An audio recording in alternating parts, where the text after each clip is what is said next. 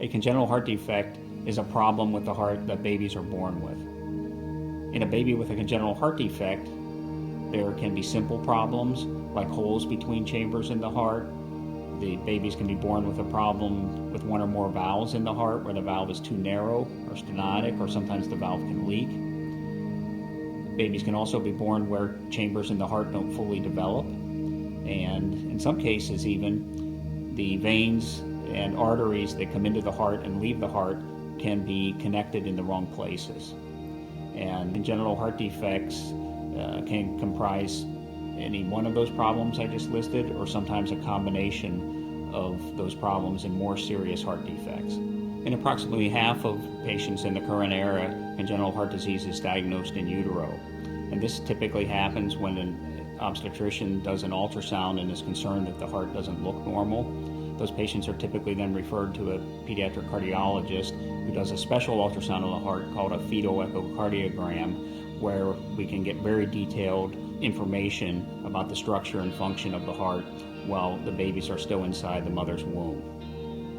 A number of babies with congenital heart disease are not diagnosed in utero. In those cases, babies can develop symptoms including feeding difficulties, dusky color, problems with rapid breathing. Sometimes those babies are recognized to have a heart defect because the doctor can hear a heart murmur with a stethoscope.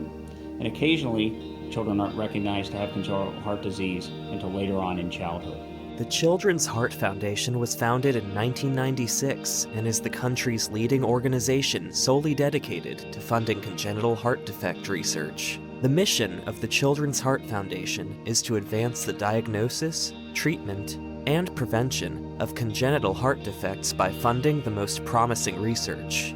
Research is critically important for patients with congenital heart disease and their families. In the current era, approximately 85% of babies who are born with a heart defect will survive until adulthood. But unfortunately, that means 15% of children don't make it.